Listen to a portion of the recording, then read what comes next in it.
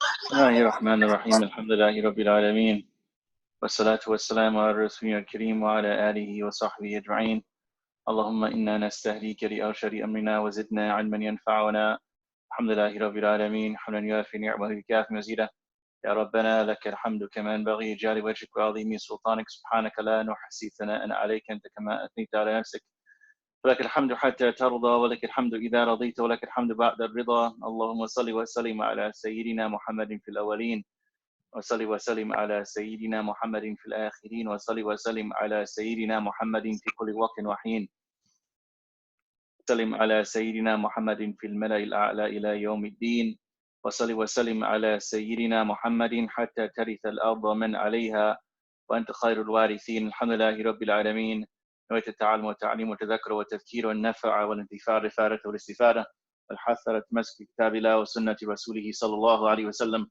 والدعاء إلى الهدى والدلالة على الخير ابتغاء وجه الله مرضاته وقربه ثوابه سبحانه وتعالى Alhamdulillah Rabbil Alameen. We give thanks to Allah, no doubt, for being able to again join in His worship and the tadarus of the Qur'an. We said that to the tadarus is that we come together, we study Allah's book, that we talk about it, we reflect upon it, we meditate upon it, we do tadabbur and tafakkur. It's one of these the things that I've been thinking about as of late. Often we talk about tafakkur and tadabbur as pondering, right? But recently I found a better way of rendering this tadabbur, meditation, right? Meditation, Islamic meditation. We often think of meditating as being something that's Buddhist, right? The Buddhist monks and their meditations, right? We don't really, when we think about it, if we look at the Sunnah, the Prophet meditated, like he stopped and he thought and he meditated, right? So that's I think it's a really, really good rendering of the word tadabbur, that you meditate on the Quran. No doubt you ponder it, but it's a meditation, right? You allow you're emptying yourself of things that you shouldn't be connected to, random things that maybe are distracting you, and you allow the Quran to really write itself upon your heart, right? So we start our class with that intention that we want the Quran to write itself on our hearts and really to connect with the book. We mentioned that when we connect with the Quran, we are connecting with something that's timeless. We're connecting something that is the banquet of Allah, the divine procession of Allah. When we read the Quran and we open up for ourselves something that's within us, actually, that's also timeless. And of course, we understand this to be our ruh. We understand that our arwah, or our souls, are timeless. They're not from the spatial realm. They're not from the realm of tangible things. That's a part of us, our ruh, right? We often think that the unseen realm, it's like somewhere over there, right? No, the unseen realms, there are unseen realms inside of us.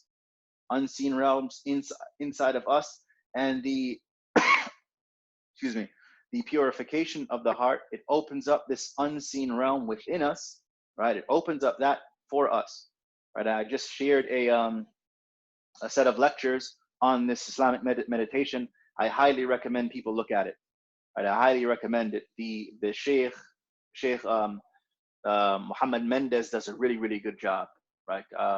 I've watched 2 or 3 of the lectures now, really, really thorough, very well thought out, right?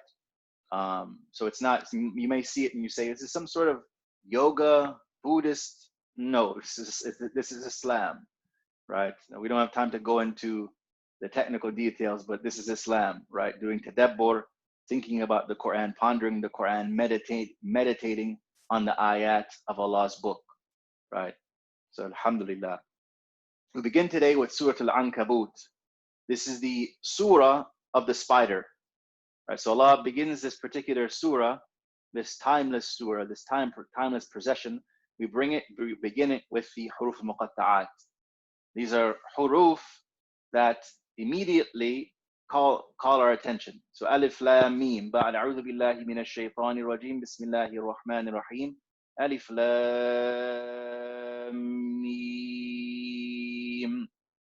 Allah, He begins with the huruf al-muqatta'at, catching our attention. Then immediately He asks a question. All mankind, actually.